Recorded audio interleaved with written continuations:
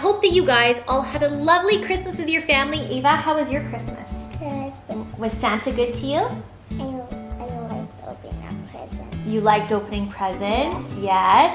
Miss Muffet was spoiled rotten. She got so many lovely presents, but I'm still celebrating Christmas over here. I don't take down my decorations till after the new year.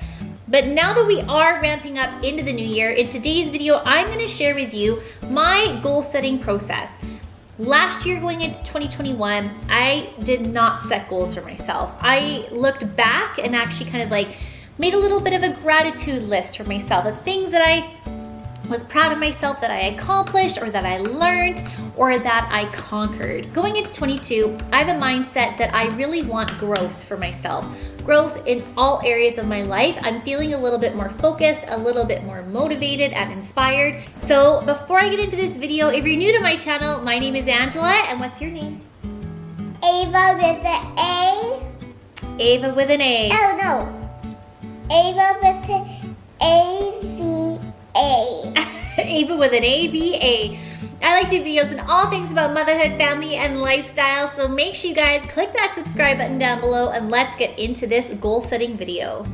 All right, I'm gonna be giving you 7 easy steps to start creating a life that you want on paper and in reality. And these steps I have done personally for me. I started it halfway through the year last year.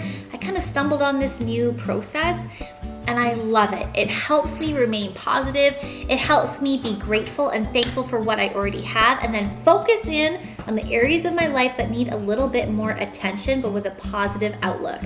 So let's get into these 7 easy steps. First thing is you're gonna take a notebook, and this is now going to be your goal guide and your map for the rest of the year. You are gonna update your goals throughout the year, and I promise you, this little notebook of yours is really going to become a staple in your life. Step number 1, I want you to write down 10 things that you are grateful for right now. Grateful for my little monkey, or you're grateful for your family, grateful for your home, grateful for your job, your friends, your health, whatever it is, write down these 10 things that you are incredibly grateful for. And I promise you, this is going to help you not only remain positive, but also help you focus in on the areas of your life that need a little bit more attention. All right, step number 2. On page number 2 of this notebook, you are now gonna write down goals that you would like to achieve in 2022 by December 31st, 2022. So I don't want you to write down them like I will or I am going to. No, you're gonna write them down like you've already achieved them. I am my goal weight of 130 pounds. I am the strongest I've ever been. I have ideal health. I have financial freedom and have $10,000 in my savings account. Whatever it is, write it like you've already achieved this. You have already checked this off on your list. Step number 3 is that I want you to cap it off at 10 goals. I wouldn't do more than that. It starts to be watered down a little bit. 7 to 10 goals is kind of like the sweet spot where you can really focus in and start creating a life that you want, not only in your mind, but now you've written it down on paper and now you're creating a roadmap to success. Step number 4 is be specific. Don't just write down, I'm going to lose weight, or I'm going to be out of debt, or I'm going to have my dream home. No, be specific. I weigh this amount. I have this much in my bank account. I have my dream job of this. Be specific. Don't just say I have my dream job. I am working in my dream position of CEO of marketing of Angie's dreams. I don't know. Whatever it is, be specific. Remember, you are tailoring this to what you want out of your life. Step number 5 is put a due date next to your goals. Now, I know that some people will feel a lot of pressure from this, saying, oh my God, by January 1st, I have to be out of debt. No, be realistic, but put a due date by these goals. If you have to move the due date, that's fine, but put a due date. So for myself, I'm on a mission to be healthier. So I'm gonna put a due date of 6 months, I want to be this. In 9 months, I want to be here. In 10 months, I want to be here. And put a date, like April 5th, 2022, I am going to weigh this much. Whatever it is, but be specific and give yourselves that due date. I'm the type of person, sometimes I can procrastinate a little bit, but if I have a deadline coming, I used to do this with school too.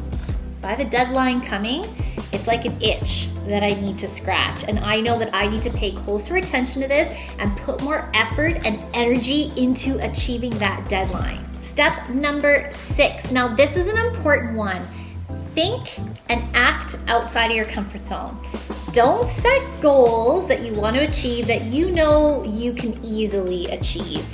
For instance, I want to lose 5 pounds. Dream big, think big, and stretch that comfort zone of yours. Do not design a life in your comfort zone. There is no happiness and motivation in that. I want to create these stepping stones where I want to get to my end goal. And so my end goal is pretty big and I don't want to make it easy for myself. I'm going to stretch and reach because I know where I want to get and I know where I want to be. And I know that I have to really stretch myself outside of the comfort zone if I want to achieve these goals. Believe in yourself, stretch outside of your comfort zone, and you achieve these goals. So this next step is probably one of the most important steps besides physically writing down your goals, but is to keep your goals in plain sight. I used to be the type of person, December 31st, I would sit down and I'd write my goals and then I'd tuck them in my bedside table and then never look at them again until the next December 31st. And I go, oh, darn, like I forgot that I had that goal for myself, or why didn't I put the effort into that? And then I'd start the new year out with a bunch of regret and coulda, shoulda, wouldas. But halfway through the year, what I started to do is I started to put the goals everywhere in my house. Everywhere I turn, every time I turn on my phone, my iPad, my desktop on my computer, or sit in my office, or wake up in the morning, my goals should be out in front of me. Now, I'm a real visual learner. I get inspired by what I see. I love creating mood boards and themes. I do that for work. So I thought, why not do that for my life? If I design shows that way, why don't I design my life that way? So the first time ever in my life, I started a vision board and it was so much fun. Did I achieve everything on my vision board? No. However, it has helped me stay so focused on my goals and where I want to head. A vision board can be as easy as putting a bunch of pictures together on your phone, or there's lots of programs you can go on. Canva is something that I use to create my vision board to put on my cell phone and my iPad and my desktop. But then I took it a step further and actually made a physical vision board. Now, I went to the dollar store, I went to Michael's, and I kept it really simple, but I catered it to me. I started off with this goal frame. Then at the top it just says vision. And then what I've done is I've printed off a bunch of pictures and clippings from magazines or of words and sayings that really inspired me. And then I put little due dates next to my goals. So I had some scrapbooking stickers. So my first goal obviously is to create a wonderful, happy life with Mirik and Ava. Calm and happy and peaceful. That is my first goal. And then I have a goal of I want to work for Disney one day. So this is my goal. I have work hard, play hard there. And then I want to be creative when I work for the Grandstand show. My weight, obviously I have a picture of J-Lo there being a badass that she is. Then I have goals for YouTube or money or vacation or my faith.